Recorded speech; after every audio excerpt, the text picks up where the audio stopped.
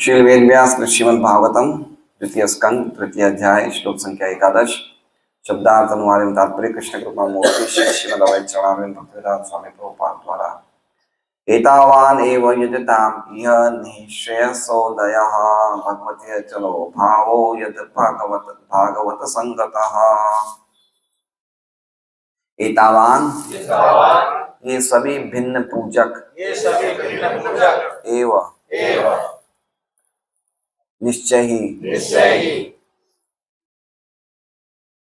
यजताम पूजा करते हुए इह इस जीवन में नि श्रेयस सर्वोच्च वर उदय विकास भगवती परमेश्वर पर अचल निश्चल भाव स्वयं स्फूर्त आकर्षण यत जो भागवत भगवान के शुद्ध भक्त की संगतः संगति से। अनुवाद। अनेक देवताओं की पूजा करने वाले विविध प्रकार के लोग केवल भगवान के शुद्ध भक्त की संगति से ही सर्वो सिद्धिदायक वर प्राप्त कर सकते हैं, जो पूर्ण पुरुषोत्तम भगवान पर अविचल स्वयं स्फूर्त आकर्षण के रूप में होता है। ओम अज्ञानतिमिरान्धस्य ज्ञानाञ्जनशलाकया चक्षुरुन्मीलितं येन तस्मै श्रीगुरुवे नमः। नाम श्रेष्ठं मनमपि शचीपुत्रमत्र स्वरूपं रूपं तस्यागमरूपे मातृभूतवाते राधा कुण्डं गिरिवरमहो राधिका माधवाशां प्राप्तो यस्य कृपया श्रीगुरुं तमतोऽस्मि। वन्देऽहं श्रीगुरोः श्रीयुतः पदकमलं श्रीगुरुन् वैष्णवांश्च श्रीरूपं साग्रजातं सैगण्डरघुनाथान्वितं तं सजीवम् साद्वैतं सावधूतं परिजनसहितं कृष्णं चैतन्यदेवं श्रीराधा कृष्णपादान् सैगण्डललिता शिवशाखान्वितांश्च गुरु वैष्णव भगवान तिन्हें स्मरण है विघ्न विनाशनाय स्वयं वाचिपूर्ण। हरे कृष्णा कृष्णा कृष्णा हरे हरे हरे राम राम राम हरे। सभी भक्तों का स्वागत है भागवतम क्लास में। और ये घर के जो मालिक हैं भगवान ही हैं, लेकिन कुछ समय के लिए गोपाल प्रभु अस्पताल में हैं। उनको कुछ पेट में समस्या, इसलिए 2 दिन से वो हॉस्पिटल में एडमिट है। तो हो सके तो आप लोग मिलने जा सकते हैं। सिट्स हॉस्पिटल है, वहां मिल सकते हैं। तो हम लोग ये श्रीमद् भागवतम की श्रृंखला में श्लोकों को पढ़ रहे हैं। तो हमने देखा कि पिछला श्लोक 10वां श्लोक बहुत ही सुंदर श्लोक था। पिछला श्लोक, कल का श्लोक हम सब एक बार उच्चारण करेंगे।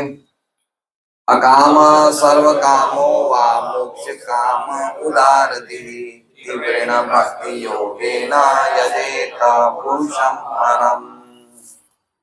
क्या अर्थ है इसका? पूर्णानंद प्रभु बताइए।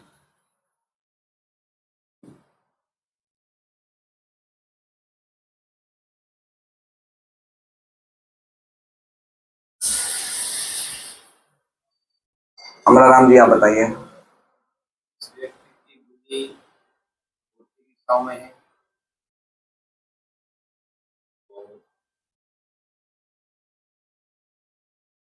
भगवान की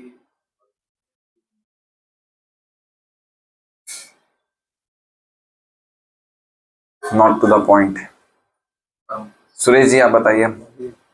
काम अवसर जिसने सब अपनी भौतिक इच्छाओं पर पार कर लिया, समुद्र को पार कर लिया, जिसकी समग्र भौतिक इच्छा है, जो मुक्ति चाहता है, वो व्यापक बुद्धि वाला है, उदार बुद्धि, तो पूर्ण पुरुषोत्तम भगवान की दरबार में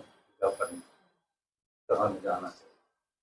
हाँ, और तीव्र भक्ति का अर्थ क्या है? तीव्र भक्ति का साधन भक्ति का आश्रय लिया है। साधन भक्ति का आश्रय लिया है। मिश्रित भक्ति नहीं है। तीव्र भक्ति मतलब उसने उसके भजन का ही, भजन साधन जो है उसी की अनन्यता है। साध्य की अनन्यता नहीं है। यद्यपि उनका गोल अभी और कुछ है, लेकिन उनका जो भजन है वो फिक्स है कि मैं कुछ भी हो जाऊंगा, मैं कृष्ण का ही आश्रय लूंगा और किसी का आश्रय नहीं लूंगा, है ना। इसलिए कहते हैं तीव्र भक्ति। तीव्र भक्ति मतलब अब वो जीवन भर और कुछ नहीं करेगा, कुछ भी नहीं। उसको मन में आएगा कि भाई मैं इन देवताओं के पास चले जाऊं, इनसे कुछ मांग लूं, इतने साल से भक्ति कर रहा हूं, 5 मिनट में इनसे कुछ मांग लेता हूँ। नहीं, वो कहीं नहीं जाएगा, वो खाली कृष्ण की ही शुद्ध भक्ति, शुद्ध भक्ति नहीं है, तीव्र भक्ति है। और तीव्र भक्त जरूरी नहीं है शुद्ध हो, लेकिन धीरे धीरे धीरे वो शुद्धता के लेवल पे आ जाएगा, है ना। इसलिए प्रभुपाद ने बहुत सुंदर अर्थ बताया है अकाम का, जिसने समस्त भौतिक इच्छाओं को पार कर लिया है। समझ रहे बात को। तो हम लोग कोई भी अकाम के लेवल पे तुरंत नहीं आ सकते हैं। पार करने का अर्थ समझ रहे हैं। तो हमने कहीं ना कहीं शुरुआत करी होगी तो ही तो पार करेंगे। जैसे अगर हमें दिल्ली जाना है तो हमें बड़ौदा आएगा, रतलाम आएगा, सवाई माधोपुर आएगा, कोटा आएगा, तो ही तो दिल्ली आएगा। उसी प्रकार से जब हम भवसागर में हैं तो हमारी इतनी अनेक इच्छाएं हैं कि हमें नहीं पता, लेकिन जब हम भक्ति करेंगे धीरे धीरे धीरे वो इच्छाएं बाहर निकलेगी। और जब हमारी भक्ति तीव्र होगी तो धीरे धीरे धीरे वो इच्छाएं अपने आप, जिसे कहते हैं अकाम में ट्रांसफर होती जाएगी। उस हम सोचेंगे हमने क्यों ऐसी इच्छाएं करी, वो धीरे धीरे चली जाएगी इच्छाएं। लेकिन हमें बस भक्ति के नाव में लगे रहना है, शुद्ध भक्ति के नाव में, तो अपने आप इच्छाएं चली जाएगी। जैसे हमारी इच्छाएं क्या क्या नहीं थी पहले, होटल भी जाना था, पिक्चर भी जाना था, बाहर का भी खाना था। हो सकता है हमारे में से कोई गुटखा चाय भी पीते हो, लेते हैं। तो अब धीरे धीरे हमारी इच्छा नहीं कर रही है, क्यों? क्योंकि हमने शुद्ध भक्ति का आश्रय लिया है। तीव्र भक्ति, खाली भगवान का ही भजन करेंगे तो धीरे धीरे धीरे वो सब चली जा रही है। ऐसे और भी जो भी है चली जाएगी। तो इसलिए कहा है जो वो व्यक्ति क्या है, उदार थी। उदार मतलब उसकी जो बुद्धि है बड़ी व्यापक है, उन्होंने उस बुद्धि में भगवान को स्थापित कर दिया है। इसलिए वो तीव्र भक्ति की ट्रेन में बैठ के अब धीरे धीरे सभी स्टेशन क्रॉस कर लेगा। मोक्ष काम का स्टेशन क्रॉस कर लेगा, सर्व काम का स्टेशन क्रॉस कर लेगा और सीधा अकाम के लेवल पे आ जाएगा। तो ये हमने सुना था पिछले श्लोक में। तो जो पहले के 2 श्लोक संख्या 2 से लेकर 9 तक जो थे, वो देवताओं की उपासना का वर्णन हुआ कि अलग अलग देवताओं के उपासक अलग अलग इच्छाएं लेते हैं। इच्छाओं से प्रेरित होके जिसकी जो इच्छा है वो उस देवता, पर्टिकुलर उस देवता के पास जाते हैं और देवता उसकी वो इच्छा पूरी करते हैं। तो वो जो उपासना है जो लोग करते हैं वो मंदधी है। मंदधी मतलब उस उपासना का कोई फल है नहीं, उस उपासना का फल क्या है, तुच्छ फल है। लेकिन जो 10वें श्लोक में बताया है, शुद्ध भक्ति जो कर रहे हैं, तीव्र भक्ति कर रहे हैं, वो कौन से हैं? उदारधी। उनकी जो बुद्धि है बहुत ही सॉलिड है, स्ट्रांग है। ठीक है। तो ये हमने देखा, वो तीव्र भक्ति करते हैं भगवान की और वो भगवान का ही क्या कहते हैं, भक्ति करते हैं। और परम का अर्थ भी श्रीधर स्वामी ने, कल आपने सुना, परम का अर्थ क्या बताया था? आपने कुछ बताया था परम का अर्थ? भक्ति योगे न यजेत पुरुषम परम। परम मतलब भगवान प्रकृति से परे हैं, उन पे कोई भी प्रकृति की वस्तुओं का उपाधि नहीं लादी जा सकती। जैसे हम लोग स्त्री हैं, पुरुष हैं, हम में से कोई व्यापारी है, कोई नौकरी करता है, ये क्या है? ये उपाधियां हैं, है ना। ब्रह्मा जी उपाधि है या नाम है? माता जी उपाधि है। लेकिन कृष्णा जो है, भगवान है, वो उपाधि नहीं है, वो नाम है उसी का। इसलिए परम का अर्थ है जो निरुपाधि हैं, जिनके ऊपर कोई उपाधि लादी नहीं जा सकती। तो ऐसे हम शब्दों के अर्थ पढ़े समझेंगे तो हमारा भगवान के प्रति और ज्यादा श्रद्धा का लेवल बढ़ेगा। ये पूरा श्रद्धा का प्रोसेस है। भक्ति जो है पूरा ही श्रद्धा का प्रोसेस है। हम लोग हरे कृष्ण महामंत्र कर रहे हैं, लेकिन हमारी श्रद्धा किस लेवल में है उससे पता चलेगा कि हम कनिष्ठ भक्त हैं, मध्यम भक्त हैं या उत्तम भक्त हैं। हमारी श्रद्धा पे है पूरा भक्ति का प्रोसेस, पूरा श्रद्धा का प्रोसेस है। अब आज का श्लोक ये है, अब ये देखा जाए कि भक्त लोग जो उदारधी हैं, उन्होंने तो भगवान की भक्ति करके वो तो उनका तो परम कल्याण हो जाएगा। लेकिन जो देवताओं के उपासक है, क्या उनका कभी कल्याण हो पाएगा? ये पॉइंट है कि देवताओं का जो उपासक हैं, जो मंदधी हैं, वो भी तो मेहनत कर रहे हैं, वो भी पूजा पाठ कर रहे हैं, कुछ ना कुछ कर रहे हैं, तो उनका कल्याण कैसे होगा? भक्तों ने तो भगवान की तीव्र भक्ति करी, हो गया कल्याण, लेकिन देवताओं का क्या होगा? हैं? सॉरी, देवताओं के उपासकों का क्या होगा? उसके बारे में श्लोक बता रहे हैं कि उनका, देवताओं के उपासकों का कुछ लाभ होगा या नहीं होगा? हैं?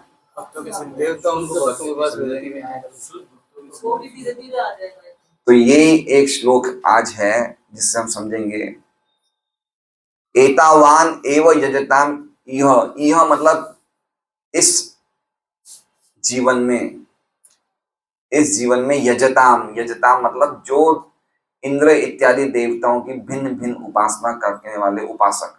यजताम मतलब कौन हुए? जो देवताओं की पूजा करते हैं। इह मतलब इस जीवन में, एतावान मतलब बस इतना ही, एतावान मतलब बस इतना ही, एवं मतलब निश्चय ही, निश्रेयसोदय, निश्रेयसोदय मतलब श्रेयस मतलब कल्याण, और निश्रेयस मतलब परम कल्याण। उनका इतना ही परम कल्याण है। क्या कल्याण है? कि भगवती अचल भाव, उनका भगवान श्री कृष्ण में, अचल मतलब स्थिर और भाव मतलब भक्ति, उनकी भगवान श्री कृष्ण में स्थिर भक्ति हो जाए, यही उनका, यही उनका एकमात्र लाभ है। किनका? देवताओं का। और वो कैसे होगा? यद भागवत संगत, यद मतलब यदि, ऐसे तो कोई लाभ है नहीं उनका, लेकिन यदि देवताओं की उपासना करते करते, देवताओं की कृपा से अगर उनको भक्तों का संग मिल जाए, यद भाग, यद मतलब यदि, और भागवत संगत मतलब भगवान के भक्तों का संग, यदि उनको भगवान के भक्तों का संग मिल जाए, और यदि उनकी भगवान श्री कृष्ण में अचल भाव मतलब अचल, अचल मतलब स्थिर, पक्की, और भाव मतलब भक्ति, उनकी भगवान श्री कृष्ण में पक्की भक्ति हो जाए, है? ये कैसे हो जाए? उदय, उदय मतलब समझ रहे हैं? उदित हो जाए। उदय लिखा है ना, निश्रेयसोदय। निश्रेयस के बाद कौन सा शब्द है? उदय। उदय मतलब, उदय क्या चीज उदय होती है? अरे उदय क्या होता है? सूर्य उदय होता है। तो जब सूर्य उदय नहीं होता तब क्या होता है? अंधेरा। तो देवताओं के उपासकों के जीवन में क्या रहता है? अंधेरा। लेकिन उनका सूर्य कब उदय होता है? जब उनको भगवान के शुद्ध भक्ति मिल जाए। और वो कब मिलेगी? जब उन्हें भगवान के भक्तों का संग मिल जाएगा। तो जो भी वो देवताओं की उपासना करने वाले, बस उनका इतना ही लाभ है और कुछ नहीं है। समझ रहे? एतावान मतलब बस इतना ही मिलेगा उन्हें, वो भी जरूरी नहीं है सबको मिलेगा। इसलिए लिखा है यद, यदि, यदि, समझ रहे हैं? कभी कभार हो गया, जैसे हम बोल सकते हैं इंग्लिश में बाई चांस, वैसे बाई चांस तो नहीं होता है, लेकिन एक शब्द है, संयोगवश कभी कभार मान लो ऐसा कुछ हो गया। मान लीजिए किसी ने कोई देवता की आराधना करी और उसके मन में कोई भी देवता से मांगने की इच्छा नहीं है। हम में से भी कुछ ऐसे व्यक्ति होंगे जो देवताओं के पास जाते कुछ मांगते नहीं है। तो अगर हम निष्कपट भाव से कोई पूजा पाठ करते हैं और यदि कोई देवता प्रसन्न हो जाए तो वो हमारी व्यवस्था कर देते हैं कि भक्तों से संग मिलो। देवताओं के संग से नहीं होने वाला काम। इसलिए क्या क्या है इसमें? भक्तों के संग से। देवता क्या व्यवस्था करते हैं? देवता अपना संग देने में है, अपने देवताओं के संग से भक्ति नहीं मिलेगी। लेकिन देवता क्या व्यवस्था करते हैं? उस व्यक्ति की, उस उनके उपासकों की मिलाना किससे करवा देते हैं? भगवान के भक्तों से। ये कृपा कभी कभार, यदि मतलब कभी कभार, ऐसे हमेशा नहीं। अगर हमेशा ही ऐसा होता तो सभी देवताओं के उपासक भक्त बन जाते हैं। ऐसा हमेशा नहीं होता है। कोई कोई रेयर इंस्टेंस हो गया, जो उपासक है उसके मन में बहुत अच्छी भावना है, उसके मन में कोई भी देवताओं से मांगने की भावना नहीं, ऐसा कोई रेयर केस आ गया तो ऐसा हो जाता है कि देवताओं की कृपा से उन्हें भक्तों का संग मिलता है। और भक्त, प्रोसेस तो वही है, भक्तों के संग के बिना नहीं मिलने वाला है। प्रोसेस नहीं बदलने का है। ऐसा नहीं कि देवताओं के संग से हो रहा है, देवताओं की पूजा से नहीं हुआ। देवताओं ने उन्हें व्यवस्था करवा दी कि जिससे कि वो भक्तों का संग प्राप्त करे, और उससे उनका क्या हो गया? भगवान श्री कृष्ण में बिल्कुल पक्की पक्की भक्ति उनकी विकसित हो जाती है। तो ये इसका श्लोक। की उपासना में जो काम करते हैं उनको नहीं मिलता। उनको नहीं, वो स्वकपट है। देवताओं की भी दो प्रकार की उपासना है, एक स्वकपट है, एक निष्कपट है। तो जो लोग कुछ मांगते हैं वो सकपट हैं, कपट के, उनके मन में कपट है कि मुझे ये चाहिए। लेकिन कुछ ऐसे भी लोग होते हैं जो मांगते नहीं कुछ भी, है ना, शिव जी के पास जाएंगे। जैसे देख लीजिए, एक उदाहरण है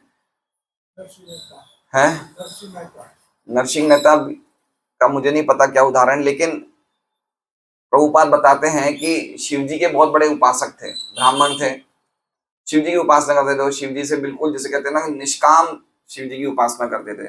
तो शिव जी ने एक बार उनकी व्यवस्था करवा दी कि जाओ तुम सनातन गोस्वामी से मिल लो।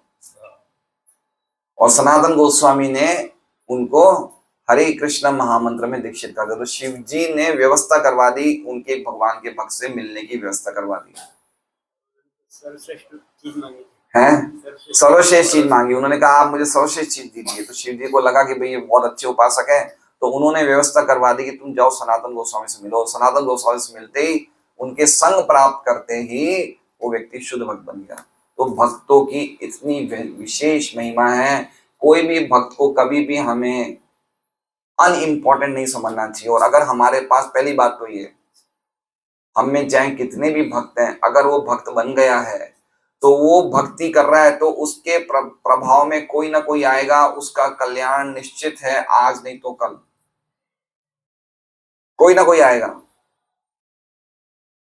हम लोग कल नंदग्राम गए थे, तो वहां हमारे नवसारी के भक्त हैं जय गोविंद प्रभु, वो भी आए थे मीटिंग में। तो जय गोविंद प्रभु के ग्रुप में एक भक्त था जिनका नाम था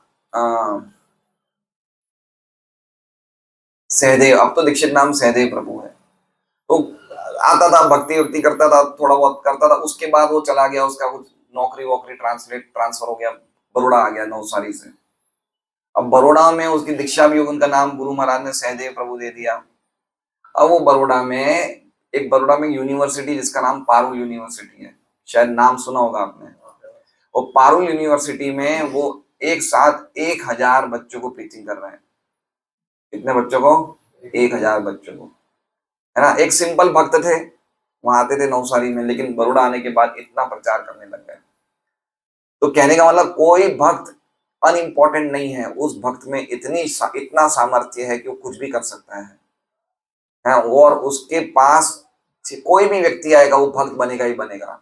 ये देवता भी नहीं बना सकते। देवता भी क्या कर रहे हैं? भक्त के पास भेज रहे हैं। देखिए क्या जबरदस्त श्लोक है। देवता भी भक्त नहीं बना सकते। देवता क्या कर रहे हैं? उसको भक्तों का संग दे रहे हैं, है ना। इसमें पहली बार ये समझना चाहिए कि अगर हमारे पास कोई नया भक्त आ रहा है, तो ये समझना चाहिए कि हो सकता है भक्त बहुत मेहनत के बाद, बहुत जन्मों के बाद आ रहा है। उसे, उस भक्त को जो नया नया आया है, उसे विशेष ट्रीटमेंट मिलना चाहिए कि भगवान ने कहीं ना कहीं देवताओं की व्यवस्था से, किसकी व्यवस्था से ये भगवान के पास आया है। इसलिए देखिए, प्रीचिंग की बहुत बड़ी टैक्टिक्स है कि अगर हमारे पास कोई व्यक्ति आ रहा है, चाहे कोई कैसी भावना से आए, उसको अगर कृष्ण भक्ति में लगा दिया जाए, तो उससे, इससे बढ़कर और कोई परम कल्याण नहीं है। इसलिए हमें ध्यान रखना चाहिए कि हमें कितना बड़ा, क्या कहते हैं वो, पावर ऑफ अटॉर्नी भगवान दे रहे हैं, है ना। हर एक भक्त को कितनी बड़ी उनको एक ऑथोरिटी दी है भगवान ने, कि हम क्या नहीं कर सकते हैं। हो रहा है सब भगवान की कृपा से, लेकिन भगवान भक्तों के द्वारा करवाते हैं, ये पॉइंट है। तो हम श्रीधर स्वामी की टीका पढ़ रहे हैं, तो समझ गए आप श्लोक। एतावान एव, एतावान मतलब इतना ही मतलब और कुछ नहीं मिलने वाला उन्हें। जो देवताओं के यजताम, जो देवताओं के उपासक है, उन्हें कुछ नहीं मिलने वाला है, बस इतना ही मिलेगा। क्या मिलेगा? क्या मिलेगा उन्हें? इसी जीवन में परम कल्याण होगा, उनका परम कल्याण का उदय होगा। क्या उदय होगा? भगवान श्री कृष्ण में अचल भक्ति मिल जाएगी, यदि उनका संग किसके साथ हो जाए? भगवान के भक्तों के साथ। यदि मतलब हमेशा नहीं। ये कभी मत सोचना कि मैं जिन देवताओं की पूजा करता था उनके कारण मुझे मिला, नहीं, ऐसा नहीं है। अब हमें क्या पता कैसे भक्ति मिल गई, भक्तों के संग से मिलती है भक्ति तो, लेकिन हमें वापस नहीं चले जाना है हमारे पुराने देवताओं के साथ। हमने तो शायद इनको वापस, हम लोग वापस वो कर ले, नहीं, वो हो गया सो हो गया। अब हमें गंभीरता से भक्ति में लग जाना चाहिए, इसका मतलब ये है। और ये मतलब ये समझना चाहिए कि हमेशा नहीं होता ऐसा, हमेशा नहीं। कोई 1000 में से एक आध केस हो गया जिसमें देवताओं के उपासकों को देवताओं की व्यवस्था से भक्तों का संग मिल जाए, और भक्तों का संग मिलने वाले में भी सभी का परम कल्याण नहीं होता है। होता तो है, होता है, सबका है, लेकिन वो भक्त कैसा है जिसके संग में आया, वो कितना गंभीर है, वो भी उसमें एक अलग अलग चांस वो है, क्योंकि भक्तों का संग मिलने के बाद भी भक्ति करके लोग छोड़ जाते हैं, लेकिन एटलीस्ट जो भी भक्तों के संग में आया है उसको लाभ तो होगा ही होगा, उसको कुछ ना कुछ तो जीवन में पक्का ही परमानेंट लाभ होगा उसे। श्रीधर स्वामी की टीका पढ़ते हैं हम।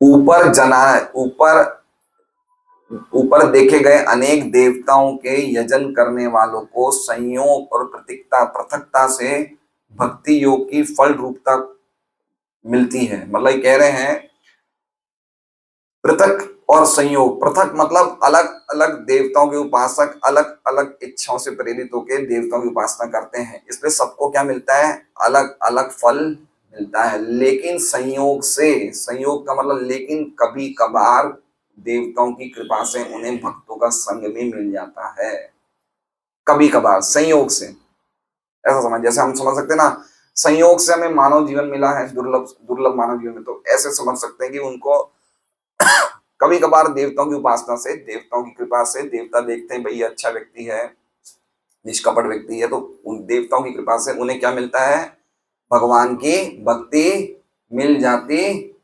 नहीं, भक्तों का संग मिलता है। ये देखिए कहाँ गड़बड़ कर रहे हैं आप लोग, सुन नहीं रहे हैं प्रॉपरली। ठीक है, इंद्र वगैरह देवताओं का यजन करने वालों को इस लोक में उन यजन के द्वारा भगवत भक्तों की संगति से भगवान के प्रति अचल भाव भक्ति उत्पन्न होती है, इसलिए कहा गया निश्चयस परम पुरुषार्थ। उदय का अर्थ है लाभ, ये मुख्य लाभ है, लेकिन जो दूसरा लाभ है स्वर्ग की प्राप्ति वो तुच्छ लाभ है, इसका ये इस प्रकार से अर्थ है। विश्वनाथ चक्रवर्ती ठाकुर की हम टीका पढ़ते हैं।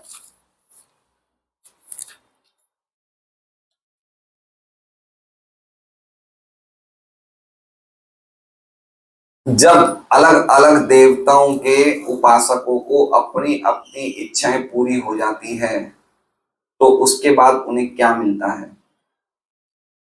आप लोग ने पढ़े थे वो 2 से श्लोक 9 श्लोक तक, क्या क्या देवताओं की उपासना से क्या क्या मिलता है, वो पढ़ा था ना हमने। अब उसमें क्या है, एक तो जितनी इच्छाएं बताई गई है जरूरी नहीं है कि इतनी इच्छाएं हमारे में हो, इससे अलग भी इच्छाएं हो सकती है। वो तो एक थोड़ी सी लिस्ट दी थी, हमारी बहुत इच्छाएं हो सकती है ना।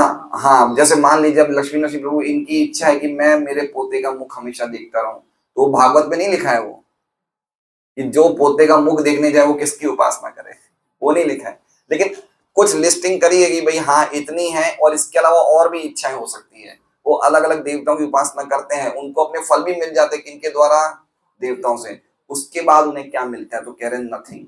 क्या मिलता है, कुछ नहीं मिलता है। लेकिन अगर उनको भक्तों की कृपा मिल जाए तब उन्हें भक्ति मिलती है। देवताओं के उपासकों को यजताम कहा गया है, उनका सबसे बड़ा परम कल्याण यदि है परम कल्याण है भगवान के प्रति भक्ति का, सेवा का भाव, और वो कब मिलता है, भगवान के भक्तों के संग के द्वारा। इसके अलावा और कुछ देवताओं की उपासना से कुछ अच्छा नहीं मिलने वाला है, लिखा हुआ है अदरवाइज नो गुड अराइजेस। समझ रहे बात को, खाली यही अच्छी चीज मिलती है, वो भी कभी कभार, बाकी और कोई फायदा नहीं है, क्योंकि देवता कभी भी परम कल्याण नहीं दे सकते। इसमें लिख रहे हैं विष्णु, देवता कभी भी सबसे ऊंचा ऊंचा हाईएस्ट गुड, परम श्रेय कभी भी देवता नहीं दे सकते। देखिए एक बात समझिए, एक बहुत सुंदर श्लोक है भगवान के नाम पे, गोकोटि दानम ग्रहणे खगस्य। खाली हम बता रहे हैं, ये मैं इसलिए श्लोक बोल रहा हूं क्योंकि ये श्लोक से हमें पता चलेगा कि देवताओं की पूजा करने वाले कितने शुद्ध होते हैं पूजा करने से, और भगवान का भजन करने वाले कितने शुद्ध होते हैं भगवान का भजन करने से, उसका डिफरेंस है। तो कह रहे हैं गोकोटि दानम ग्रहणम खगस्य, गो मतलब गाय, कोटि मतलब करोड़ों, दानम, दानम मतलब दान। तो करोड़ों गायों का दान कब दिया जाता है? सूर्य ग्रहण के टाइम पे। ग्रहण के टाइम पे गौ माता का दान देने की विशेष महिमा है, बहुत पुण्य मिलता है। तो कह रहे हैं कि कितनी गायों का दान दिया सूर्य ग्रहण के टाइम पे? करोड़ों का। कभी हमने एक गाय का दान दिया है ना? ये इजी है, ये पुण्य या मुश्किल है? पाली इतना समझ लीजिए, ये ऐसा दान जो सूर्य, भाई कोई भी ग्रहण होता है कितने टाइम का होता है? 15 मिनट का, आधा घंटे का, 1 घंटे का, कितना टाइम होता है? इतना ही टाइम होता है ना ग्रहण का। अब उस ग्रहण में हम हद से एक गाय दान देते हैं, 2 दे दें, लेकिन ये कितनी दे रहे हैं? को कोटि दानम ग्रहणम खगस्य। दूसरी लाइन क्या है? हाँ, अब देखिए दूसरा वाला पुण्य बता रहे हैं। प्रयाग के स्थान पे गंगो उदकम, गंगा के तट पे, प्रयाग में गंगा जी का यमुना जी का संगम होता है। तो कह रहे हैं प्रयाग, हम लोग कितने लोग गए प्रयाग? कितने दिन रहे हैं? आधा घंटा, 1 घंटा, कोई 1 दिन, 2 दिन। अब इसमें क्या कह रहे हैं? कल्पवास। कल्प मतलब ब्रह्मा जी का 1 दिन। वो प्रयाग के संगम में कितने दिन रुका है? एक कल्प। ब्रह्मा जी का दिन तो आप जानते हैं, इतने तो होशियार हो ही गए आप लोग। 4 अरब 32 करोड़ साल तक वो कहाँ रहा है? प्रयाग में रहा है, गंगा जी के तट पे। ये पहले गोकोटि दानम वाले से थोड़ा इजी है, हार्ड है? इम्पॉसिबल है सर। तीसरी लाइन देखिए, तीसरी लाइन बोलिए प्रभु। यज्ञायुतम मेरु सुवर्ण दानम। तीसरा बता रहे हैं कि अगर आप कोई यज्ञ करते हैं और यज्ञ के दौरान आप ब्राह्मणों को या यज्ञ में जो जिन्होंने भी पूजा अर्चना करी है उनको आप स्वर्ण का दान दे रहे हो। किसका? सोने का। सोना आज की तारीख में क्या रिपोर्ट है? अब वो भी कितना दे रहे हैं? मेरु स्वर्ण दानम। मेरु पर्वत का जो वजन है इतना दान आप किसको दे रहे हैं? सोने। इतना दान कर रहे हैं। अब वो दोनों से ये ज्यादा हार्ड है क्या है? ठिकाने ही नहीं हमारे पास सोने का। कितना सोना बचा है? कुछ नहीं बचा है। होगा, थोड़ा बहुत होगा, लेकिन कितना देख रहे हैं? मेरु स्वर्ण दानम, एक पर्वत है वो पूरा सोने का है। कितना वजन होगा उसका? इतना दान देने की महिमा है यज्ञ में ब्राह्मणों को यज्ञ के दौरान। अब आगे वाली लाइन बोलिए, चौथी लाइन। गोविंद कीर्तिर पुण्य न शतांश, है ना?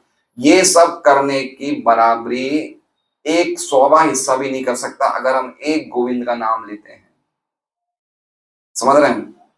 इसका मतलब ये हो गया कि जब हम गोविंद का नाम लेते हैं तो उससे जो हमें पुण्य मिलता है वो पुण्य जो इन तीनों के नाम, ये तीनों करने से मिलता है, ये तीनों का पुण्य 100वां हिस्सा भी गोविंद के एक नाम की पुण्य की बराबरी। या फिर ऐसे समझा जाए कि वो तीनों काम करने के बाद जो हमें पुण्य प्राप्त होता है वो गोविंद के एक नाम लेने से होता है, उसका 100वां हिस्सा। अब पुण्य का अर्थ क्या है समझिए।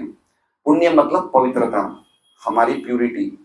मतलब गोविंद का एक नाम लेने से हम इतने ज्यादा शुद्ध हो जाते हैं जितना ये सब करने से भी हम इन सबको मिला के भी इन 100 हिस्से में इतना शुद्ध नहीं हो सकते जितना गोविंद के एक नाम लेने से शुद्ध होते हैं।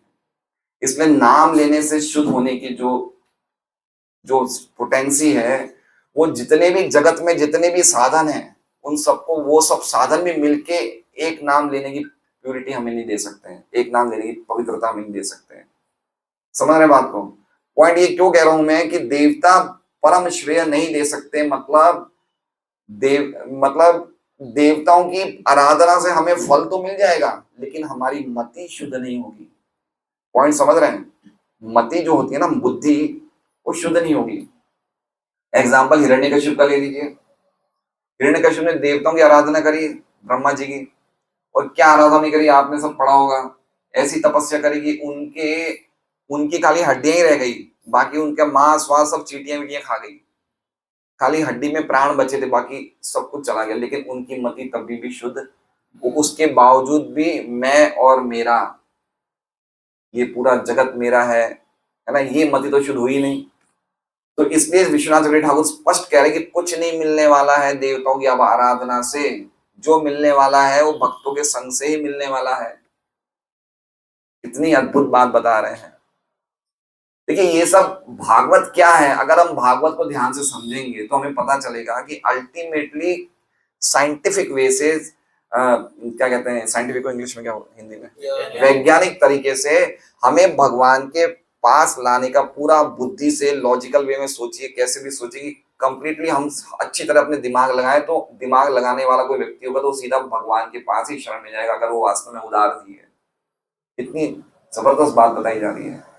देवताओं के पास कोई पोटेंसी नहीं है भक्ति देने की, कुछ नहीं दे सकते, लेकिन कभी कभार भक्तों से मिलवा देते हैं, वो इतना काम कर देते हैं।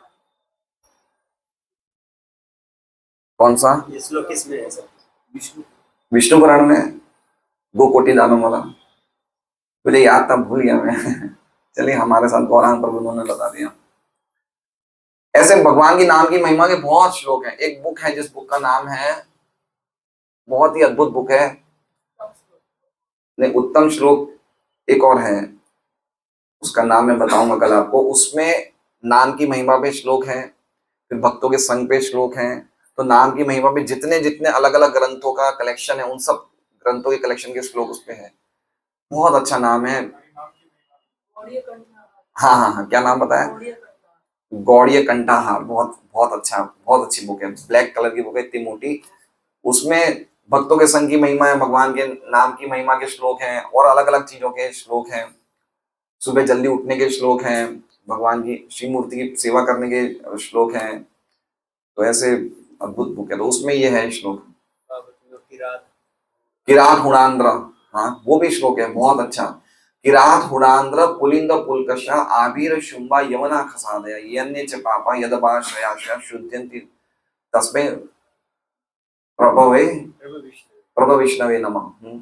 कि जितने भी हल्की जाति के लोग हैं पूरी दुनिया के, अफगानिस्तान के हो गए, मंगोलिया के हो गए, कहीं के भी हो गए, ग्रीक के हो गए, ग्रीस के हो गए, वो सब भगवान की भक्ति में लग सकते हैं अगर उनका संग भगवान के भक्तों के साथ हो जाए तो। अब आप समझ रहे हैं हमें कितना शुद्धता से भक्ति करना पड़ेगा। अगर हम शुद्धता से भक्ति करेंगे तो अपने आप ही हमारे संग में जो आएगा वो भक्त बनेगा। प्रभुपाद बोलते हैं हमने ये एसोसिएशन, ये हमने संघ इसीलिए खोला है कि हर एक भक्त ईमानदारी से 16 माला करे, 4 नियम का पालन करे, शुद्धता से भक्ति के नियमों का पालन करे, तो उसके संग में जो भी आएगा उसको लाभ होगा, उसका लाभ निश्चित होगा। चाहे वो कुछ समय ही बैठ जाए उसके संग, कैसे ना कैसे बैठ जाए, उसका लाभ होगा। मैं अभी ट्रेन में परसों जा रहा था, वल्लभ विद्यानगर जा रहा था, कल परसों वल्लभ विद्यानगर था, कल नंदग्राम में था। तो एक पास में ही एक 25-26 साल की लड़की बैठी थी मेरे पास में, तो मैं लेक्चर सुन रहा था। तो लेक्चर सुनने के बाद वो बड़ौदा उतरने वाली थी, मैं आनंद उतरने वाला था। तो उन्होंने बोला कि आप क्या सुन रहे थे? गीता के लेक्चर। मैंने बोला नहीं, मैं भागवत के लेक्चर सुन रहा था। तो बोले वही गीता, वो 18 अध्याय वाली। मैंने बोला ये भागवत है, इनमें 18,000 श्लोक है, गीता जी अलग है, भागवत अलग है। तो मैंने उनको भागवत के बारे में समझाया, कुछ मोबाइल से पिक्चर बताई। तो मैं बोला आप भी ले सकते हैं, बहुत अच्छा ग्रंथ है, 8,000 का सेट है। अगर आपके पास पैसा नहीं है, और पैसा तो वंदे भारत में सफर करने वाले पैसे की थोड़ी कमी होगी। तो मैंने बोला फिर भी आप चाहें तो इंस्टॉलमेंट में दे सकते हैं पैसा, रखिए, बहुत अच्छा है, आपको इतना सुख मिलेगा पढ़ के, करोड़ों रुपया कमा के भी सुख नहीं मिलेगा। तो उसने बोला ठीक है आप मुझे भेज देना। फिर मैंने कहा, उसका स्टेशन आ ही गया था, तो बोले प्रभु जी आपका नंबर दे दीजिए। मैंने उसका नंबर फोन कर दिया, तो उसने बोला मैं आपको व्हाट्सएप दे दूंगा एड्रेस। तो अभी तक आया नहीं एड्रेस माया ने दिमाग घुमा दिया लेकिन नंबर है। अब हम मतलब पॉइंट ये है कि उसने 5-10 मिनट सुना भागवत के बारे में, कुछ ना कुछ सुना, कुछ महिमा सुनी, तो वो वेस्ट नहीं गया, वो कभी ना कभी भागवत तो लेगी ही लेगी। ये पॉइंट कहा जा रहा है। इसलिए कभी भी भक्ति को हल्के में नहीं लेना चाहिए, भगवान के भक्तों को हल्के में नहीं लेना चाहिए। देखिए भक्ति देवी है, भक्ति एक व्यक्ति है, समझ रहे हैं? भक्ति कोई ऐसा नहीं है भक्ति भक्ति भक्ति एक देवी। हम बोलते हैं ना भक्ति देवी की जय, तुलसी देवी की जय। भक्ति को सम्मान देना मतलब भक्ति के प्रिंसिपल्स को प्रॉपरली फॉलो करने से भक्ति देवी हम पे कृपा करती है, और भक्ति देवी कृपा से हमें भक्ति निश्चित ही मिलती है। कोई भक्ति ऐसा नहीं कोई इम्पर्सनल, कोई निर्विशेष, कोई वस्तु है, नहीं, ये देवी है, भक्ति देवी। तो हम जब भक्तों से ढंग से ट्रीट करते हैं, भक्ति के नियमों का ढंग से पालन करते हैं, भक्ति देवी कृपा करती है, हमें भक्ति मिलती है। और वही हम भक्तों के बीच में आपस में कोई प्रकार का हमारा आपस में सामंजस्य नहीं है, ढंग से डील नहीं करते, तो क्या कर रहे हैं हम, बहुत बड़ा अपना भी नुकसान कर रहे हैं, और हमारे संग में जो व्यक्ति देखता है कि ये खुद ही ऐसी हरकतें कर रहे हैं तो मेरा क्या होगा, वो और चला जाता है। इसलिए पूरा भागवत का ग्रंथ है वो हमें भक्ति की इंपॉर्टेंस बता रहा है। क्या इंपॉर्टेंस है? हमारी स्थिति ऐसे कि हमें कुछ करोड़ों अरबों रुपए के सोने हीरे के हार मिल गए, लेकिन हमें उनकी कीमत नहीं पता है। जैसे छोटे बच्चों को इंपॉर्टेंट चीज दे रहे वो नहीं पता है, ऐसी हमारी स्थिति है। हम भक्ति को बहुत लाइटली ले रहे हैं, हमें नहीं पता भक्ति क्या है। आगे पढ़ते हैं।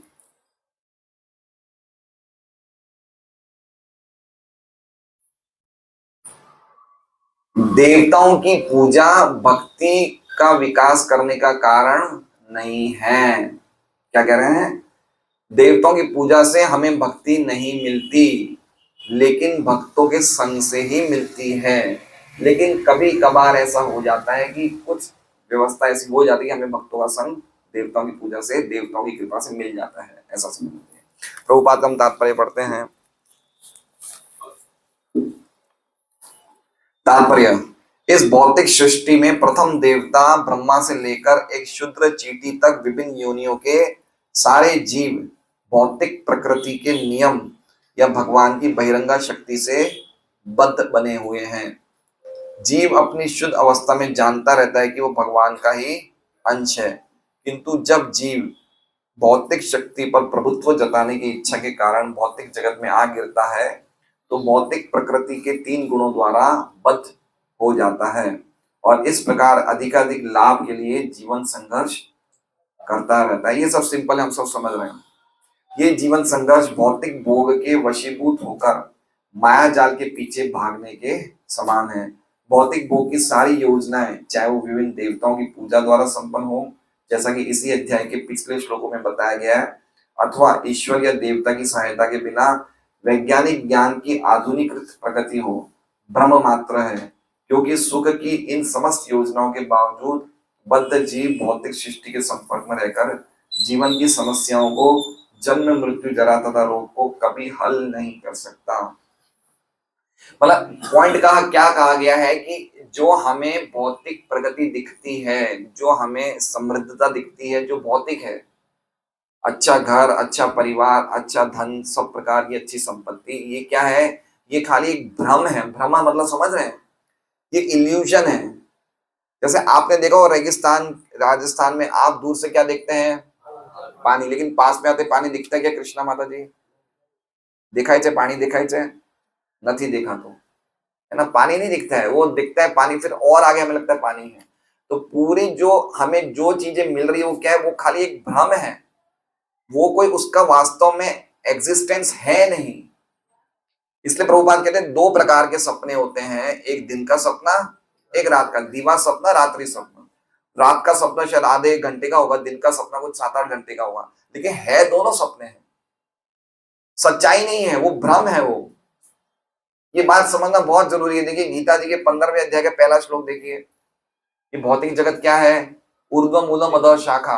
जैसे बरगद का वृक्ष है नदी के तट पे, तो वो नदी के तट पे तो सीधा रहता है, लेकिन जब हम उसे पानी में देखते हैं तो उल्टा है, तो उसकी छाया है। तो उसी प्रकार से भौतिक जगत क्या है? ये आध्यात्मिक जगत की छाया है। ये तो असली चीजें आध्यात्मिक जगत में हो रही है, हमें क्या मिल रहा है? हमें खाली शेडो मिल रहा है।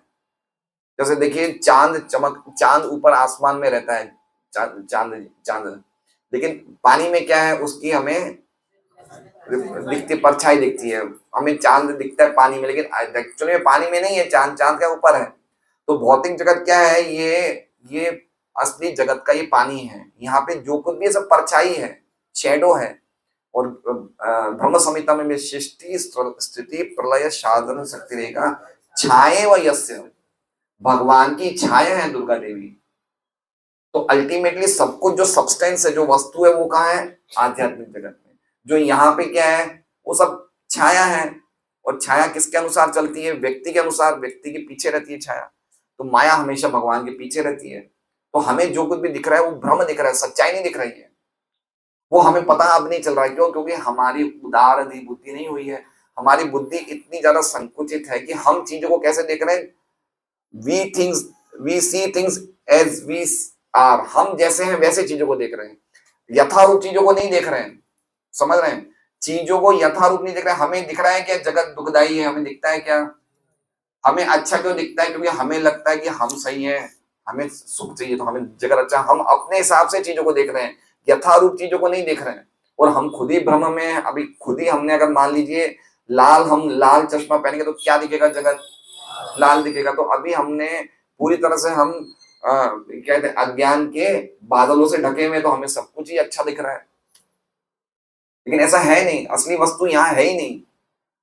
और जैसे जैसे हम भक्ति करेंगे हमें पता चलेगा कि वास्तव में असली जगत कहीं और है। हम कल नंदग्राम में गए, कितने भक्त हैं कि वो नंदग्राम छोड़ना ही नहीं चाहते हो। तो उनको वहां पे कुछ ऐसी चीजें मिल रही है जो वो चाहते हैं।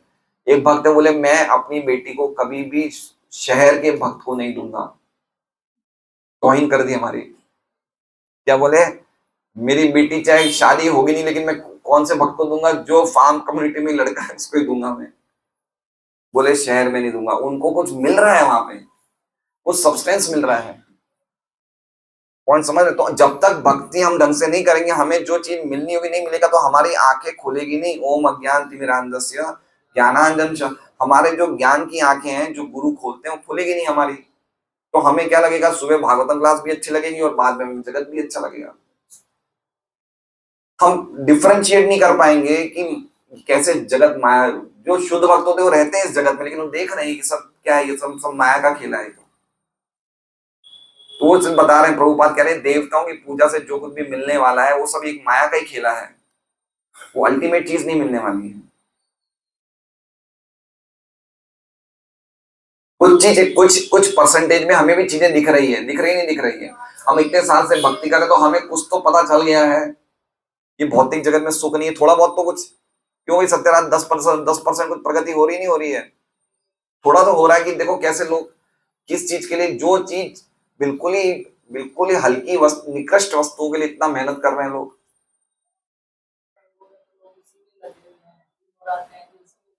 हाँ गंगोर है वो तो सही बात है। जो भी है, मतलब कहने का मतलब कि अल्टीमेटली सब इसके ऊपर कुछ जानते नहीं है। गंगोर की पूजा करते हैं या जो भी चौथ की पूजा करते हैं। अभी गंगोर का मौसम चल रहा है, हमारे मारवाड़ी में गंगोर की पूजा की विशेष महिमा है। अब उनको नहीं पता शिव जी के सामने हम हरे कृष्ण महामंत्र बोलो, हरे कृष्णा कृष्णा कृष्णा हरे हरे, हरे राम राम राम। शिव जी उन्हें भगवान की भक्ति का, भगवान के भक्तों का संग देंगे। शिव जी खुद भगवान की भक्ति देंगे, जैसे शिव जी ने दिया था प्रचेताओं को। तो हमें नहीं पता कि देवतागण कितने प्रसन्न होते हैं जब हम भगवान की भक्ति करते हैं।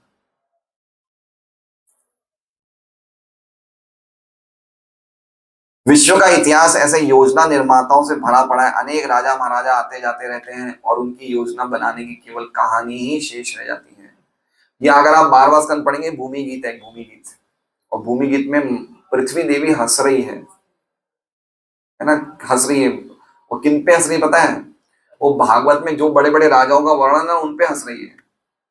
ये आए मेरे ऊपर, ये अपनी अधिकार जमाने हैं, सब चले गए, मैं तो ऐसी की ऐसी हूँ। सब हंस रहे हैं। अब हम पे कितना हंसेगी बताइए? हम तो छोटे छोटे घर लेके बैठे हैं, है ना। बहुत अच्छा है भूमि गीत 12वें स्कंद में। वास्तव में ये मनुष्य जीवन की इन समस्याओं का हल ढूंढने के लिए प्राप्त हुआ है, किंतु विभिन्न देवताओं को प्रसन्न करके पूजा की विविध विधियों से या ईश्वर अथवा देवताओं की सहायता लिए बिना ज्ञान के तथाकथित वैज्ञानिक विकास से मनुष्य इन समस्याओं को हल नहीं कर सकता। ईश्वर या देवताओं की परवाह न करने वाले निपट भौतिकतावादियों के अतिरिक्त सारे वेद विभिन्न लाभों के लिए विभिन्न देवताओं की पूजा करने की संस्तुति करते हैं। अतएव ये देवता न तो मिथ्या है न काल्पनिक। तो प्रभुपाद सबसे पहले कह रहे हैं कि एक तो देवता है ना, देवता है, देवताओं की पूजा भी वेदों में लिखी गई है, इसलिए कभी भी इनकी उपहास नहीं करना चाहिए, मजाक नहीं उठाना चाहिए। हम लोग चूंकि भक्ति करने लग गए इसलिए हमें आवश्यकता नहीं है, लेकिन हर एक व्यक्ति को कुछ ना कुछ वैदिक सहायता लेनी चाहिए। अगर वो भगवान की भक्ति में नहीं लगा, इतना सौभाग्यशाली नहीं है, तो उन्हें कोई ना कोई देवताओं के आश्रय में जाना चाहिए, है ना। कुछ भी मांगे तो देवताओं की पूजा करनी चाहिए, विधान है ये, वेदों में लिखा हुआ है ये। यद्यपि वो फुलिश है, वो पूजा में कोई वो तुच्छ पूजा है, लेकिन कुछ तो करे, कहीं तो कुछ अथॉरिटी को माने वो। अगर ऐसे ही वो कर रहा है, ऐसे ही बिना कुछ पूजा करे कुछ भी कर रहा है, तो सब पाप ही कर रहा है, ये बता रहे हैं। इसलिए कह रहे हैं कि देवता है, देवता काल्पनिक नहीं है। देवता हमारी तरह वास्तविक है, लेकिन ब्रह्मांडीय सरकार के विभिन्न विभागों का प्रबंध करने में वे भगवान की प्रत्यक्ष सेवा में लगे रहने के कारण अत्यधिक शक्तिशाली होते हैं। भगवद गीता इसकी पुष्टि करती है, और इसमें सर्वोपरि देव ब्रह्मा समेत देवताओं के विभिन्न ग्रहों का उल्लेख है। निपट भौतिकतावादी लोग ईश्वर या देवताओं के अस्तित्व पर विश्वास नहीं करते, न ही वे ये विश्वास करते कि भिन्न भिन्न ग्रहों में विभिन्न देवताओं का आधिपत्य है। वे निकटतम देवी पिंड ग्रह चंद्रलोक तक पहुंचने के विषय में काफी हंगामा खड़ा कर रहे हैं, लेकिन इतनी यांत्रिक शोध के बाद भी वे चंद्रमा के विषय में बहुत कम जानकारी एकत्र कर पाए हैं, और चंद्रमा में जमीन बेचने के झूठे विज्ञापन के बावजूद गर्वित विज्ञानी या निपट भौतिकतावादी वहां नहीं रह सकते, और अन्य ग्रहों तक पहुंचने की तो बातें करना ही व्यर्थ है, क्योंकि वे इनकी गणना भी नहीं कर सकते। मतलब प्रभुपाद के टाइम पे क्या है कि कुछ लोग चांद पे गए थे, है ना, तो उस टाइम ऐसा प्रभुपाद के 1965 के दशक में साइंटिस्ट अमेरिका के रशिया के साइंटिस्ट कहे हम चांद पे जाके आए। तो प्रभुपाद ने कहा कि आप खाली मशीनों से चांद पे नहीं जा सकते, चांद ग्रह है वो बहुत ही ऊंचे लोगों का ग्रह है।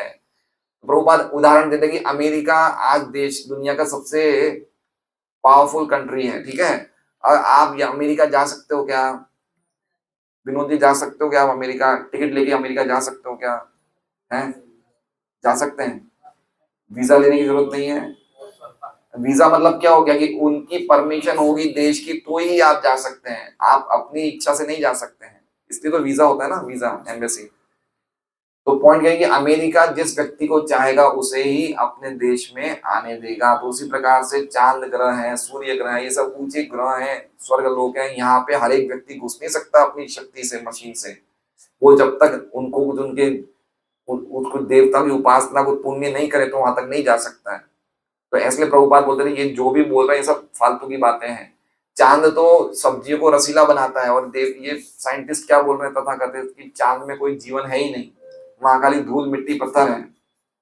तो इस प्रकार का जो इनका ये मानना है कि हम चांद पे गए, ये सब बातें झूठ है। मतलब प्रभुपाद ये क्यों लिख रहे हैं, ये बताना चाहते हैं कि हमारे जो आधुनिक तथाकथित साइंटिस्ट हैं वो ये कह रहे हैं कि जितने भी लोग हैं ये सब लोगों में कुछ नहीं है, यहाँ तो हम कुछ जाएंगे, कुछ डिस्कवरी करेंगे, वहां पे कुछ हम लोग जीवन बनाएंगे तो ही चीजें होंगी, नहीं तो और कुछ है नहीं वहां पे। तो उस बात को निरस्त करने के प्रभुपाद कह रहे हैं कि देवता भी हैं, उनके लोग भी हैं, ये कोई काल्पनिक बात नहीं है। किंतु वेदों के अनुयायी भिन्न विधि से ज्ञान प्राप्त करते हैं। वे वैदिक साहित्यों के कथनों को प्रमाण मानकर उसे स्वीकार करते हैं, जैसा कि हम प्रथम स्कंद में कह चुके हैं। अतः उन्हें ईश्वर तथा देवताओं के विषय में और उसी के साथ साथ भौतिक जगत की परिधि में स्थित, ईश्वर को इंग्लिश में क्या लिखा है? गॉड है या क्या है? गॉड है, तो भगवान लिखना चाहिए ट्रांसलेशन में ईश्वर। ईश्वर थोड़ा शब्द जो है वो भक्ति के लिए वो सहयोग वो नहीं, अनुकूल नहीं है। हाँ, ईश्वर तथा देवताओं के विषय में और उसी के साथ साथ भौतिक जगत की परिधि में स्थित भौतिक आकाश के विभिन्न आवासीय ग्रहों एवं भौतिक आकाश से परे स्थित ग्रहों का पूरा पूरा एवं संतोषजनक ज्ञान होता है। जिस सर्वाधिक प्रामाणिक साहित्य को लेकर शंकर कौन है? शंकराचार्य, रामानुज, मध्वाचार्य, विष्णु स्वामी, निम्बार्क तथा चैतन्य जैसे भारतीय आचार्यों ने स्वीकार किया है, और जिसका अध्ययन सभी महत्वपूर्ण महापुरुषों ने किया है, वो भगवत गीता है। और उसमें देवताओं की पूजा तथा उनके अपने अपने आवासीय लोगों का उल्लेख है। गीता 9.25 में कहते हैं, पुष्टि करते हैं, यान्ति देव व्रता देवान पितृन यान्ति पितृव्रता भूतानि यान्ति भूतेज्या यान्ति मर्त्यादिनोऽपि मां देवताओं के उपासक देवताओं के लोक को जाते हैं और पितरों के पूजक पितृलोक को जाते हैं। निपट भौतिकतावादी भिन्न भिन्न भौतिक लोक में रह जाते हैं, किंतु भगवत भक्त भगवान के धाम पहुंच जाते हैं। तो ये श्लोक बहुत ही सुंदर श्लोक है। इसमें बताया है कि हर एक व्यक्ति एक जगह नहीं जाता है ना। जैसे स्वामी विवेकानंद ने एक सेंटेंस बोला, यतो पद ततो पद, कि आप जो भी आप चाहो आप मार्ग कोई भी अपना सकते हो, अल्टीमेटली आप एक ही जगह पहुंच जाओगे। तो प्रभुपाद उस चीज को बहुत ही अपोज करती है। ऐसा नहीं है, देखिए श्लोक लिखा है, कोई देवताओं की उपासना करेगा तो कहाँ जाएगा? वो भगवान के धाम नहीं जाएगा, वो देवताओं के लोक में जाएगा, है ना। तो इसलिए आप कोई भी मार्ग अपनाओ, आपको जाना तो भगवान के पास ही है, एक ही जगह पहुंचो ऐसा सही नहीं है।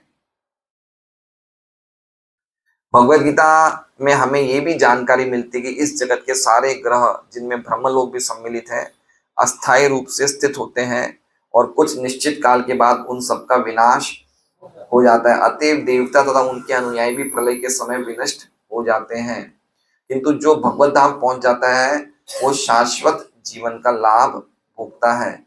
यही वैदिक साहित्य का निर्णय है।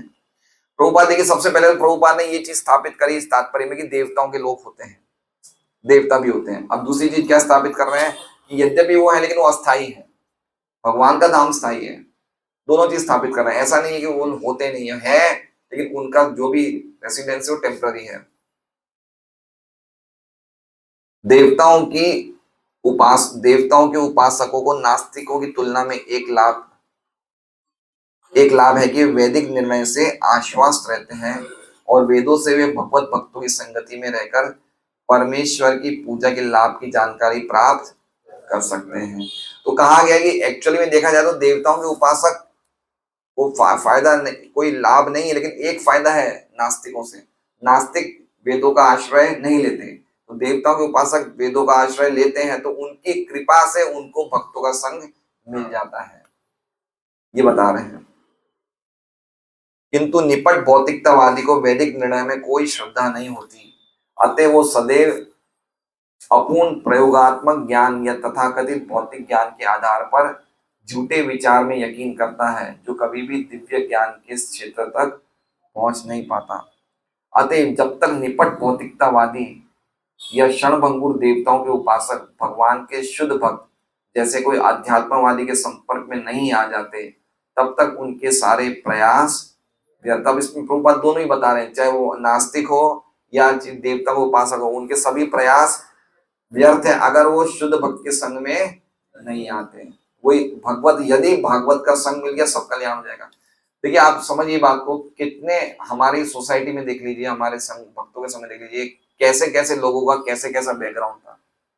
समझिए बात को, हम सोच नहीं सकते कितना कैसा बैकग्राउंड। मतलब आप समझिए, कोई नॉनवेज खाता था, कोई ड्रिंक करता था, कोई क्या नहीं करता था, लेकिन भक्तों की संगी प्यूरिटी पावर देखिए आप, कितने बड़े बड़े भक्त बन गए।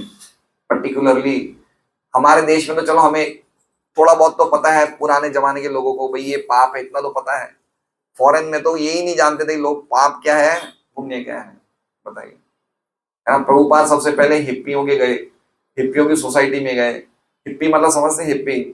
हिप्पी मतलब वो लोग थे बहुत धनी थे। उन्होंने अपने पिता का सब धन वन सब छोड़ के वो सड़कों पे रहने लग गए कि हमें ऐसा धन नहीं चाहिए, इससे हमें कोई सुख नहीं मिल रहा है।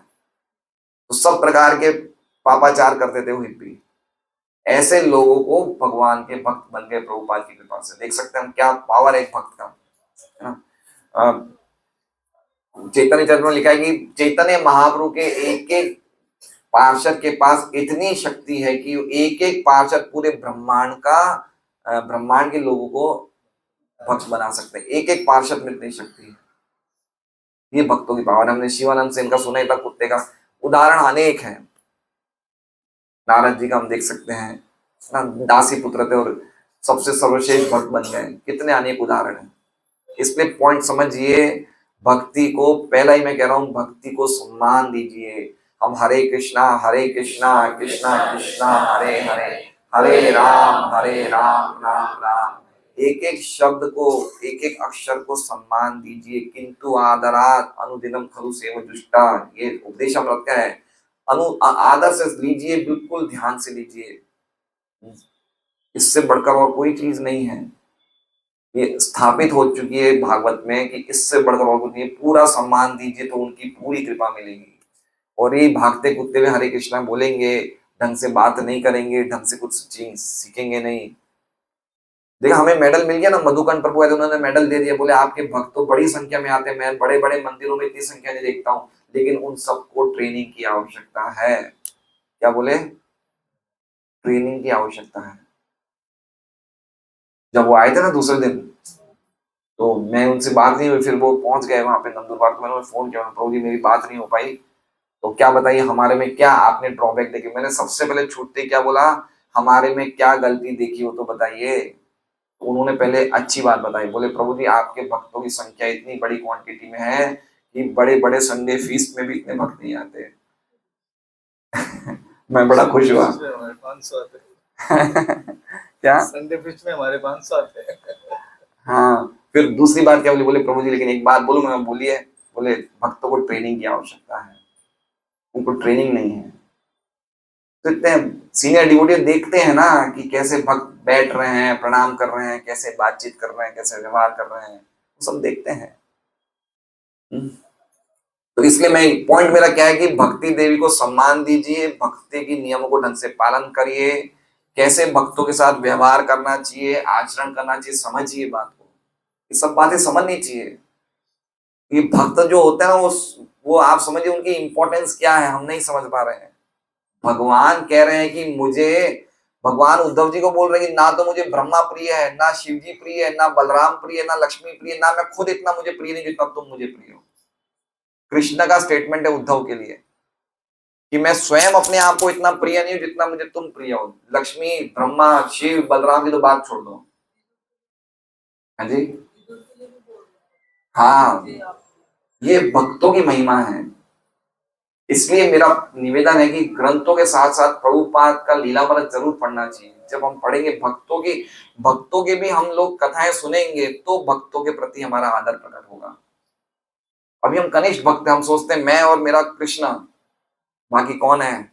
हटाओ ये सावन की घटा, हटा दो सब। मैं और कृष्ण है ना, ये सब कौन है? कोई भक्त, ये क्या भक्त है ना? ये चीज से हम नहीं, कभी कभी प्रगति नहीं कर पाएंगे। भक्तों की इंपॉर्टेंस पता होनी चाहिए हमें। एक एक भक्त बहुत इंपॉर्टेंट है।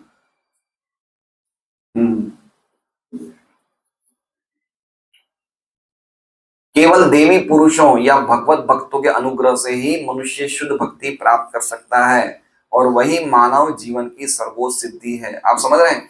हाईएस्ट परफेक्शन, हाईएस्ट परफेक्शन क्या बता रहे हैं? शुद्ध भक्तों का संग और शुद्ध भक्ति प्राप्त करना। इससे बढ़कर और कोई परफेक्शन नहीं है। ये सबसे ऊंची ऊंची पोस्ट पे, ऊंचे सबसे ऊंचे लेवल पे आ गए। क्या सबसे ऊंचा लेवल क्या है दुनिया में गुलाब सिंह जी? भक्तों, शुद्ध भक्त बन जाना। भक्त से ऊपर और कोई हमें पोस्ट मतलब इससे ऊपर हमें कोई स्थान नहीं मिल सकता। एक भगवान का भक्त बनना मतलब हम सबसे ऊंचे स्थान को प्राप्त कर लिए, सबसे ऊंची सिद्धि मिल गई। हम सब भक्ति कर ही रहे हैं, तीव्र भक्ति की ट्रेन में हम बैठे गए, तो कभी ना कभी हम कन्याकुमारी से बैठे तो कश्मीर तो पहुंच ही जाएंगे। लेकिन होनी चाहिए तीव्र भक्ति, और किसी का आश्रय नहीं।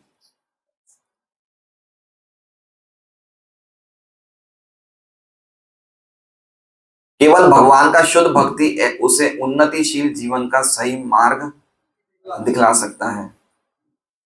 और एक बात समझिए, जो भक्त लोग प्रचार करते हैं ना, उनके लिए भी ये बहुत ही परीक्षा की घड़ी है कि जिनको प्रचार कर रहे हैं उनका सभी प्रकार के उल्टे सीधे काम वो सहन करते हैं। वो ये उसके लिए बहुत जवाबदारी कि कहीं मेरे संपर्क में कोई भक्त चला नहीं जाए, वापस चला नहीं जाए। वो प्रभुपाद के टाइम पे भक्तों को इतना आइडिया नहीं था, वो हनुमान जी की फोटो ले आए, अमेरिका के भक्त, 1968 की बात, और बोले कि हु इज दिस कैट, ये बिल्ली कौन है? तो प्रभुपाद ने बोले बिल्ली नहीं, ये हनुमान है। मतलब उन्हें ये भी नहीं पता था हनुमान जी है। भारत में कौन व्यक्ति नहीं जानता हनुमान जी को? सब जानते हैं, लेकिन वहां की स्थिति ऐसी थी, है ना। एक बार उन्होंने एक फोटो लगाने को बोली प्रभुपाद ने एक सेंटर में, तो उन्होंने उल्टी फोटो लगा दी। एक बार चरणामृत में चीनी के बदले नमक डाल दिया, लेकिन प्रभुपाद ने उन्हें नहीं छोड़ा। पॉइंट समझ रहे हैं? उन्होंने छोड़ा नहीं, क्योंकि अगर भक्त ने किसी को छोड़ दिया तो कोई कहीं का नहीं रहेगा। इसलिए भक्तों की इंपॉर्टेंस समझिए, वो हमें समझना चाहिए। बहुत अद्भुत बात है, बताइए। अन्यथा अन्यथा ईश्वर या देवताओं के विषय में कोई जानकारी न होना तथा क्षणिक भोग की खोज में देवताओं की पूजा में संलग्न जीवन, ये दोनों ही भौतिकतावादी जीवन शैलियां मृग मरीचिका के विभिन्न पहलू। मतलब प्रभुपाद देखिए लिख रहे हैं ना कि देवताओं की पूजा करना भी क्या है, मृग मरीचिका है, क्योंकि उनसे जो कुछ मिलने वाला है वो सब तो भ्रम ही है। लिखा है ना, अन्यथा, अन्यथा मतलब अल्टीमेटली तो भक्त का ही संग असली चीज है, बाकी देवताओं की पूजा में कोई असली दम नहीं है। लेकिन कभी कभार भक्तों का संग मिल जाए तो एक अलग बात है। ये दोनों ही भौतिकतावादी जीवन शैलियां मृग मरीचिका के विभिन्न पहलू हैं।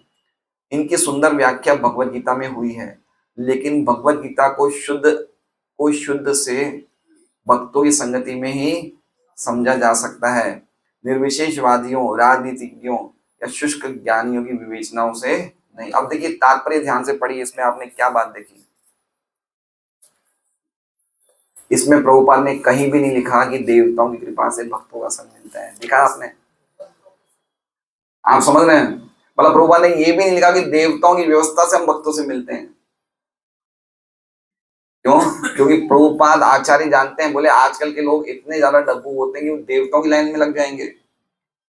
इतने ज्यादा हम अटैच हैं देवताओं की पूजा करने में कि अगर ऐसा लिख देते प्रभुपाद, यद्यपि श्रीधर स्वामी ने लिखा है ऐसा कि देवताओं के संयोग से कभी कभी देवताओं की संयोग से भक्तों का संग मिल जाता है, लेकिन ना तो विश्वनाथ चक्रवर्ती ठाकुर ने लिखा है ना प्रभुपाद ने लिखा है। ये बता रहे हैं कि कितना दूर। देखिए आप मानेंगे नहीं, रामानुजाचार्य के जो अनुयायी हैं, आपने देखे नहीं है, वो कभी देवताओं के मंदिर में नहीं जाते, जाते ही नहीं है वो। शिव जी, हनुमान जी का तो मुझे आइडिया नहीं है, हनुमान जी के नहीं जाते हैं। हाँ, अकेले वाले में नहीं जाते। गणेश जी के अगर कोई फेमस मंदिर भी होगा, हम लोग तो फिर भी महाप्रभु की फुटस्टेप्स में चलते तो हम उनको प्रणाम करते हैं, उनसे भक्ति का आशीर्वाद मांगते हैं। लेकिन रामानुजाचार्य के सब अनुयायी हैं, वो इतने स्ट्रॉन्ग है इस बात पे कि देवताओं के मंदिर में नहीं जाते हैं, क्योंकि नाम भी नहीं लेते हैं। हाँ, पुष्टि मार्ग भी ऐसा है। अच्छा, क्यों? क्योंकि उनका देवताओं का स्वरूप ही ऐसा होता है कि अगर हम उनके पास चले जाए तो कुछ ना कुछ भौतिक इच्छा अपने आप ही हमारे में प्रेरित हो जाती है, हमें मांग लेना चाहिए, अट्रैक्ट हो जाते हैं। तो इसलिए हमें समझना चाहिए कि कितना ये लोग। अब वहां एक जगह लिखा हुआ भी है कि रामानुजाचार्य बोलते हैं कि शेर को गले लगा लेना, लेकिन देवताओं के मंदिर में मत जाना, है ना। तो हमें समझना चाहिए कि ये बात कहीं भी हमें देवताओं की पूजा करने के लिए बोल नहीं रहे हैं। ये तो पिछले श्लोक में बताया कि देवताओं को कुछ फल मिलेगा क्या? बोले कुछ नहीं मिलेगा, यदि कुछ हो जाए तो भक्तों का संग करवा देंगे वो, बाकी और कुछ फल नहीं है। ये बात बोली जा रही है यहाँ पे। हरे कृष्णा। श्रीमद् भागवतम की जय। कल का कैसे करना है? कल क्लास रखनी है, कल की ट्रेन है, 4 बजे की ट्रेन है। तो मैंने सोचा आप लोग क्या बोलोगे, चलो हाँ बोलो तो चलो, अच्छा लग रहा है। तो क्या पता आप लोग की पैकिंग सुबह से शुरू हो जाती। अच्छा, बाद में भागवतम क्लासेस। अच्छा, कौन नहीं जा रहे वो हाथ खड़ा करे तो हमें पता चलेगा कंटिन्यू रखना है नहीं रखना है। नहीं जा रहे हो तो आपका तो नाम है उसमें, गुलाब सिंह जी। अच्छा, कौन कौन नहीं जा रहे हैं? 1 2 3 4 5 6 7 8 और पुरुषों में भी 15 एक भक्त हैं। तो भागवतम क्लास चालू रखें। धर्मोत्सव प्रभु आप हैं यहाँ पे, तो गौराम प्रभु आप लोग तो यहीं पे ही हैं। सौदिक प्रभु आप यहीं है ना? जय श्री माता जी आप चल रहे हैं? आज पता चलेगा, ठीक है। फिर भी अगर आप चले भी जाएंगे गोपाल प्रभु के साथ, गोपाल प्रभु को जाओ होना हो पाएगा निश्चय? क्या लग रहा है? आज पता चल जाएगा। तो अगर ये जाएंगे भी तो पीछे से आप लोग कर लेंगे, संभाल लेंगे सौदिक प्रभु माता जी। अगर कंटिन्यू रहे तो अच्छा है भागवतम क्लास। ठीक है, तो कल एक बार हम फाइनल एक बार और कर लेंगे कंटिन्यू रहने का पूरा, क्योंकि 20-25 भक्त हैं जो रेगुलर आने वाले, वो नहीं जा रहे हैं, तो हम कंटिन्यू रख सकते हैं। हरे कृष्णा। श्रीमद् भागवतम की जय। जो जा रहे हैं वो कुछ